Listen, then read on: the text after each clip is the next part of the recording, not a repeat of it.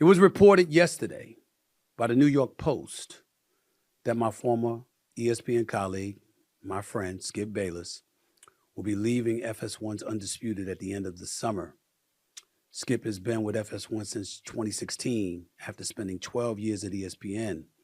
He arrived at FS1 to co-host Skip and Shannon's Undisputed, a debate show with Pro Football Hall of Famer Shannon Sharpe, who left the show last summer to join First Take. Various co-hosts include Rachel Nichols, Paul Pierce, Richard Sherman, Keyshawn Johnson, and Michael Irvin.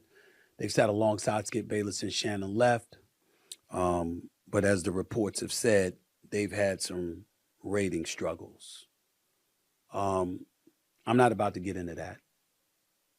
I'm not going to play that game. Skip Bayless and I have not spoken in a long time. He's on that side of the fence. I'm on this side of the fence.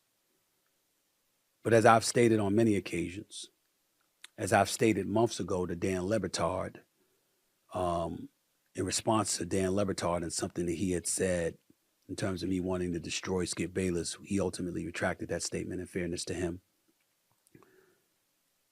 I don't root against my colleagues and contemporaries, and certainly not my friends.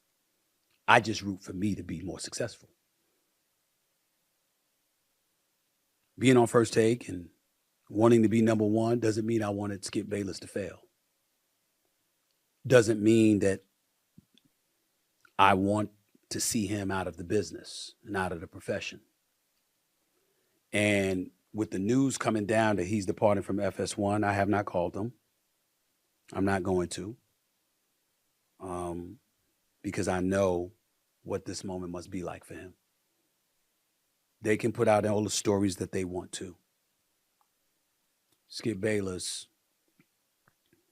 has a boatload of energy, and Skip Bayless doesn't want to walk away from anything. He lives, eats, and breathes sports.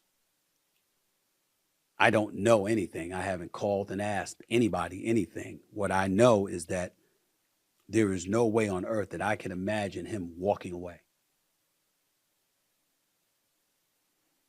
And I was watching some folks talk the other day, and including Marcellus Wiley, our former colleague at ESPN, and he had mixed emotions because obviously he likes Skip, but doesn't like Skip's trolling tendencies throughout the years.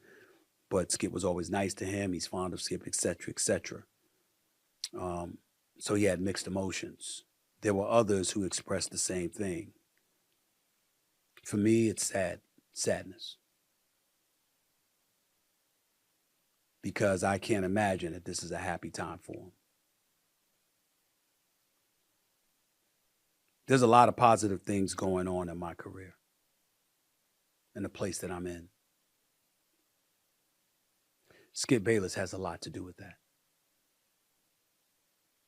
Who knows where I'd be had he not put me on First Take. Yes, we catapulted and we elevated and we became number one together, and that's true. But it doesn't happen if he doesn't push to make it happen. I'm not going to speak for Shannon Sharpe. He can do that on his own. But I will quote him in what he has said to me on numerous occasions. No matter what happened with him and Skip Bayless, he's not going to let 6 years be ruined by 6 months. Well, he's not going to let 6 months ruin what transpired between them over 6 years.